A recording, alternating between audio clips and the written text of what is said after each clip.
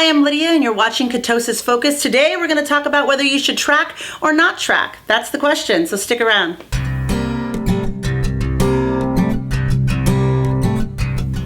So I've been doing keto for about 10 months now and I have lost 65 pounds. This time that I've been doing it for 10 months, I have not been tracking a single meal. I have not inputted any of my numbers into any app. I have just been eating what are keto-friendly foods for me, what keeps me in ketosis, and keeping my net carbs under 20. I don't even write down my carbs. I don't weigh anything. I don't measure anything out. I am now just eyeballing it and eating when I'm hungry and not eating when I'm not hungry. Now, my opinion on tracking is, for me, I was very obsessive when it came to tracking, and the numbers were very confusing. It needed to have 70% fat in your diet, 25% protein, 5% carbs, but I wasn't sure, am I supposed to be looking at the percentages or am I supposed to be looking at the numbers? 79 grams of protein, is that as important as this or that? You know, there were so many conflicting information and that stressed me out. And so I gave up and I failed and I lost the weight and I lost the weight.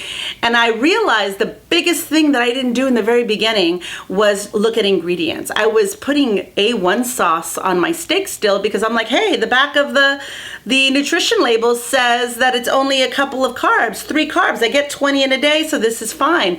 And so I was realizing that I was doing low carb and not necessarily keto. So keto are clean ingredients. You don't want any hidden sugars in anything because, as what I've said before, and I'll say it a million times, sugar is like a crack addiction. And you can't get clean and you can't get your life back from being addicted to sugar if you allow yourself sugar in little things every single day. So if you allow sugar to creep back into your diet, those cravings are going to come back. And when you want to cheat, you'll go off the rails. Now for me, cheating is eating more keto foods. Maybe I'll have Quest chips, or maybe I'll have a Quest bar or something like that. Or maybe I'll make a keto dessert or have a little piece of Lily's chocolate. Like that is now my cheating, versus before I would say, hey, the weekend, I'm gonna go off the rails and I'm gonna eat pizza at this birthday party, or I'm gonna pick up a Popeye's chicken sandwich because I've been dying to know what that tastes like. So those are the huge differences, and it keeps you on track when you don't allow yourself to fly off the rails. And the reason why you won't fly off the rails is if you eliminate all of those hidden sugars, so that way you're not craving them anymore.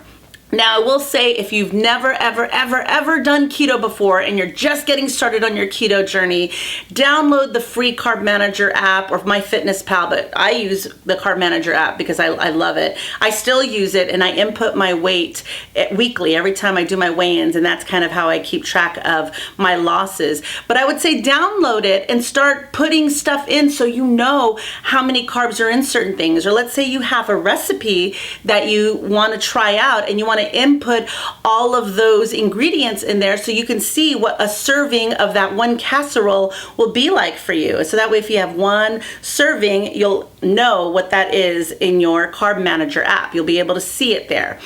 So it's good to know that. What didn't work for me also with tracking my meals was I would plan out my day. I would say, okay, for breakfast, I'm gonna have 3 eggs, 3 slices of bacon, and an ounce of cheese.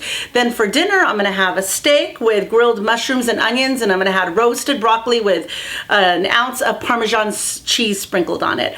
And I would input all this till I tweak it until I get exactly the right numbers, and then I'd look at it and go, oh, I don't have enough fat. Let me add some more butter into everything. Or, oh, I don't have enough this or that. Or, you know, my numbers are off. And I would tweak it and tweak it and tweak it until I got the perfect number. And then I would eat even if I wasn't hungry because I had already inputted it into the app and I already planned to eat the steak and the broccoli for dinner, and I had already defrosted it, and so I made it and I ate it even if I wasn't hungry. So that was the biggest reason that I decided not to track. Now, some people call that lazy keto, where you don't track. You know, some people call dirty keto when you use condiments or seasonings that have not so clean ingredients in it. They may have some hidden vegetable oils or things like that that you shouldn't have in a keto diet and lifestyle. But really, it's whatever works for you. So if dirty keto, lazy keto, alternate fasting, anything that works for you that's going to help you reach your goals and stick to the plan, that is the right way to go. Now, when you're looking at fat, protein, and carbs throughout your day, you want to be sure that you hit your macros if you do track, hit your macros for protein, and you don't have to hit your macros for fat. You hear it over and over again that fat is a lever. It's supposed to help keep you full and only have enough fat to help keep you full. So if you're going to track, make sure you're hitting protein, make sure you're under 20 net carbs, and make sure that your fat intake is just enough to keep you full. You don't want to go over your fat, but you don't have to hit your fat. Just FYI. All right, so this is the Carb Manager app. Sorry that it's a little blurry. Let me see if I can get it in focus. There's the Carb Manager app. And if you go up here on the top and go down to settings, this is where you'll go to your profile and input your date of birth, your height, your weight, and then you'll go to your macros and put in down here that you want the keto one, to where it says 5 carb, 25 protein, 70 fat, right? And it'll tell you how many grams. And when you do the calculator, it'll also, like if you go to on Google and do a calculator, it'll probably give you different numbers, and you can move these to where it gives you the numbers that you're going to input, right? You can even put your diet goals of how many calories, how much do you want to weigh, all of that stuff. So come back here to daily food logs. So this is where you would input your food, right? So if you go up to this plus sign up here, this is where you'll add. So let's say you are going to eat some eggs, right? And you had 3 eggs for breakfast. Make sure you pick breakfast here and hit add. So then if you go up here, you'll see that that's what your day looks like, right? So you have your total calories.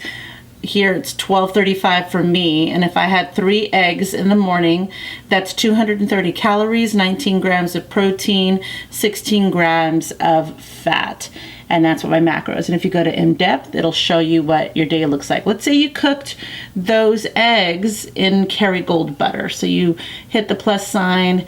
It's one here that I use often, so it's in my most used or favorites.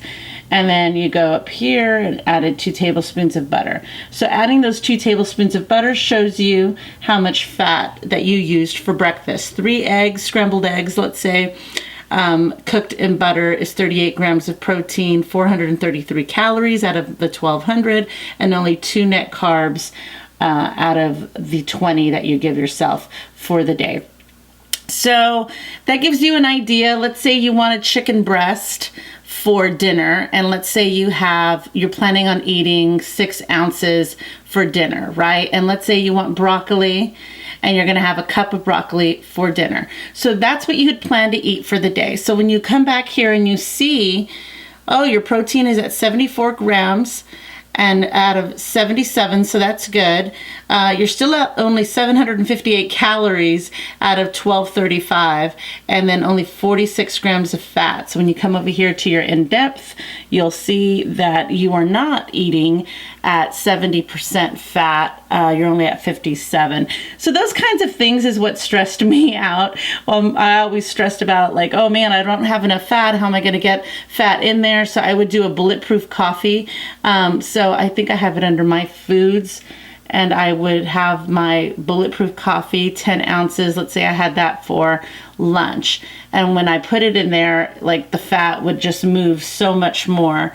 And it helped me get the fat in the very beginning. But like I said, once you become fat adapted, you want your body to start burning the fat that's on your body and not necessarily what you're intaking. So I would just be conscious of not having too much fat unless you need it to stay full. But this is the Carb Manager, and this is how you can input your water, you can input your steps. Let's say you drank all of these waters today, you just input all that in. So it's really cool. I like it. You can go to your measurements and input your weight, and then it tracks it and graphs it. So as you can see, this is when I originally started keto, and I lost, and then I went back up, and then I lost, and then I was gradually going back up. And this right here, this peak is my keto restart 10 months ago. So I've been at a downward slope. Granted, it's been very slow, but it's the downward slope that I had. And you could even do, you know, all these levels up here as well. There's a pro one to this app that you can get. It costs a little bit more a month, but it does have added features. You can even put your snacks, your supplements, any exercise. It connects to your Apple Watch or some kind of, you know, Fitbit that you may have. It gives you recipes. You can even input a recipe. Let's say you wanted to add a food and you go to recipes and meal plans. You can browse recipes, search recipes. There's all kinds. You can even put your own recipe in there, and it's under My Foods. Like I used to do one that was the bacon wrapped chicken breast with cream cheese. I would make it, and if I had a whole chicken wrapped in bacon and cream cheese, then I would put that in and put that in for the day. So let's say I had that instead of the chicken breast. So that's what my day would look like. So that gives you just an idea. If you want to download it, it is free. Check it out and see if it's something that you want to use. So all in all, do what's right for you. Track or don't track. Do keto your way, and I wish you tons and tons of success. Thank you for watching. Make sure you subscribe, you hit that like button, that notification bell, so that way you find out when all the videos are getting posted. And make sure you focus on your ketosis. I'll see you next time. Bye.